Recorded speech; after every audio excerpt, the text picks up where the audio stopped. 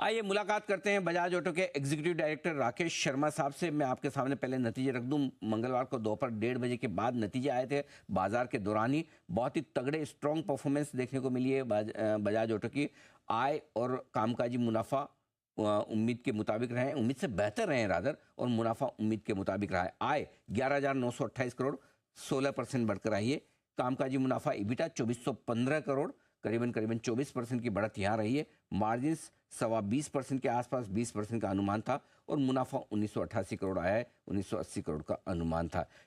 शर्मा साहब, बहुत बहुत स्वागत है आपका, धन्यवाद हमें समय देने के लिए। सर, नतीजे हर एक पैरामीटर पर काफ़ी मजबूत दिखे हैं आपकी पिछली तिमाही के। बताएं सर, क्या कुछ खास हाईलाइट्स रही और इस नतीजों के पीछे ट्रिगर्स क्या रहे हैं? नमस्कार अनिल जी। ये जो हमारी स्ट्रैटेजी है पिछली 2 साल से, हमने पहले भी इसके आपके चैनल पे इसकी चर्चा की है। ये उसी का परिणाम है। हम लोग ने डोमेस्टिक बिजनेस जो है मोटरसाइकिल का, वो ये निरंतर 9वां क्वार्टर है डबल डिजिट ग्रोथ का। जो मार्केट जिस पे हम लोग ने ज़्यादातर फोकस किया है, वो जो ऊपर का टॉप हाफ है 125 सीसी प्लस सेगमेंट, उसमें हम लोगों ने नए मॉडल्स डाले हैं, Pulsar N series, Pulsar NS series वगैरह, और ये काफ़ी इनको कामयाबी मिली है। इसकी वजह से मार्केट शेयर तो इम्प्रूव हुआ ही है, लेकिन रेवेन्यू और मार्जिन भी इनका बेहतर है। तो रेवेन्यू और मार्जिन पे इसका पॉजिटिव इम्पैक्ट पड़ा है।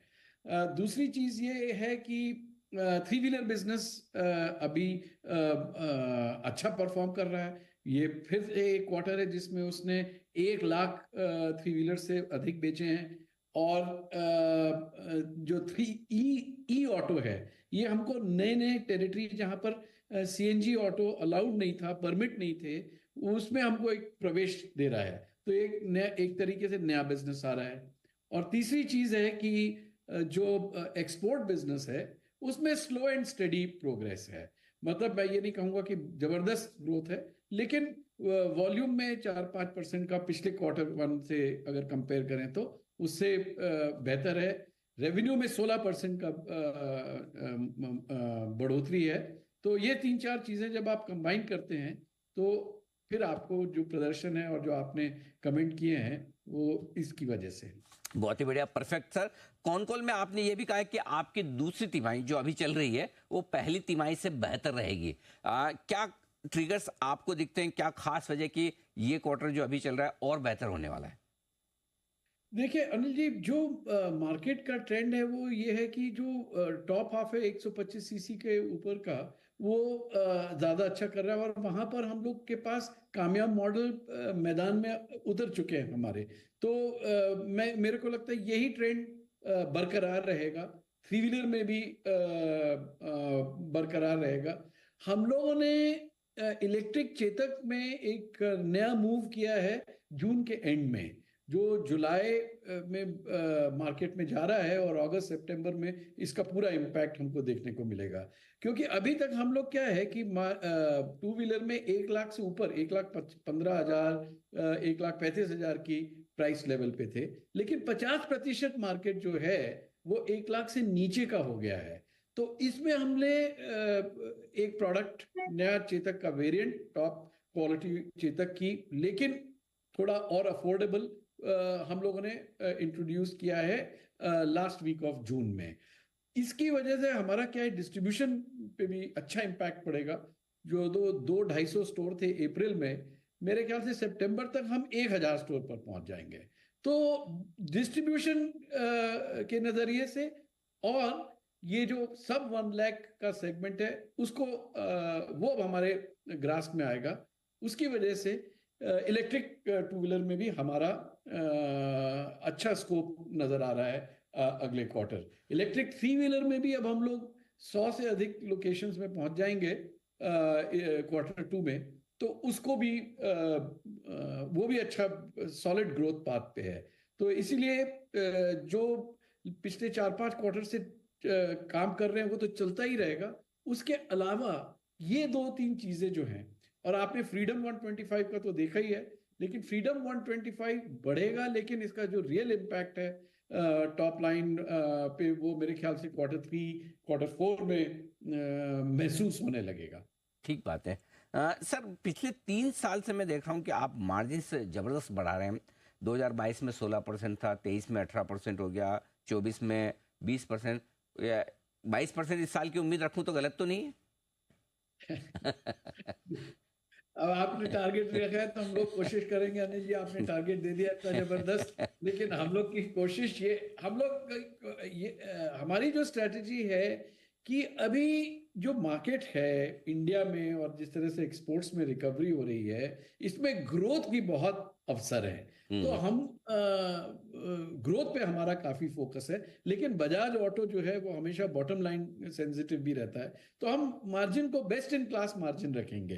तो बाकी जितने भी टू व्हीलर थ्री व्हीलर ओईज हैं, उनसे बेहतर हमारा मार्जिन होना चाहिए, और ये हम रखेंगे। और इसके अलावा अभी क्या होता है कि जो ये 20% का मार्जिन आप देखते हैं ना, ये ब्लेंडेड मार्जिन है। अलग अलग बिजनेसेस हैं, domestic motorcycle, domestic three wheelers, international business, currency का इसमें एक प्ले होता है। कौन सा बिजनेस ज्यादा फास्ट ग्रो कर रहा है, अगर इलेक्ट्रिक और ज्यादा फास्ट ग्रो करेगा उसका अलग इम्पैक्ट होता है मार्जिन में। तो हम एग्जैक्टली इस पे हम टारगेट ले नहीं पाते। हर बिजनेस अपनी strategy of maximisation with a basic margin pursue करता है, उसके बाद जो ब्लेंडेड मार्जिन निकलता है वो निकलता है। हम्म। सर, चूंकि पहली तिमाही के नतीजे आपने दिए हैं शर्मा साहब, मैं पूरे साल भर के लिए जो भी आप एक आउटलुक, विजन या गाइडेंस देना चाहें कि ये पूरा साल वित्त वर्ष 2025 किस तरह का रह सकता है, या आप क्या टारगेट्स लेकर चल रहे हैं, एक जरा अपने निवेशकों को अंदाजा दें सर। देखिए अनिल जी, इसमें फिर से इतना वोलेटाइल रहता है एनवायरनमेंट, और इतनी सारी चीजें, अनसर्टेनिटी, अभी फेम पॉलिसी है, और फिर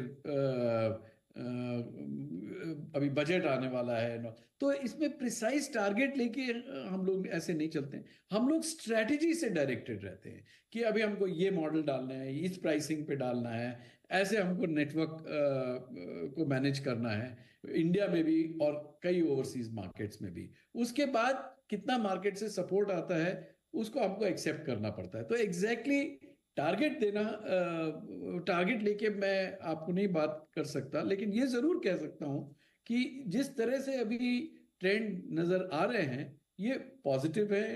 एटलीस्ट इंडिया में लोग ऑप्टिमिस्टिक हैं। बहुत जबरदस्त ग्रोथ नहीं, but good single digit growth. और टू व्हीलर इंडस्ट्री बहुत बड़ी इंडस्ट्री है, उसमें 6% का अगर ग्रोथ होता है या 7% का, वो बहुत बड़ा ग्रोथ है।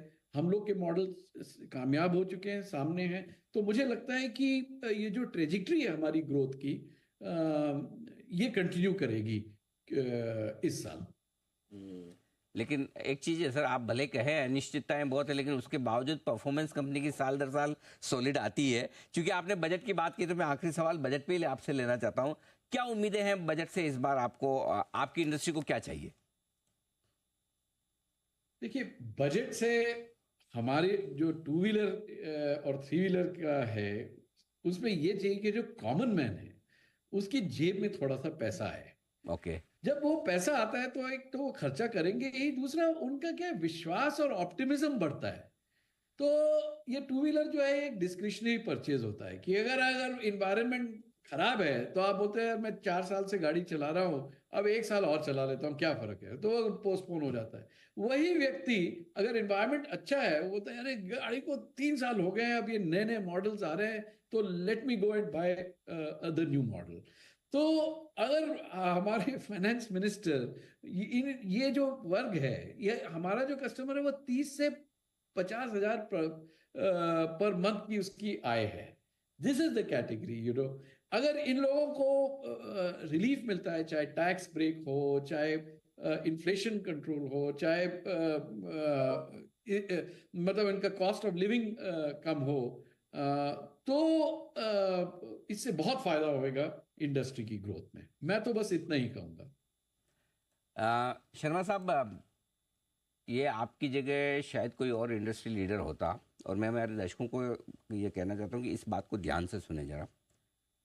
आमतौर पर अगर मैं किसी से ये सवाल पूछता तो ये बोलते कि इलेक्ट्रिक व्हीकल में ये छूट बढ़ानी चाहिए, टू व्हीलर्स में ये होना चाहिए, थ्री व्हीलर्स में ये होना चाहिए। ये आपकी जो सोच है सर, उसको सैल्यूट है। आपने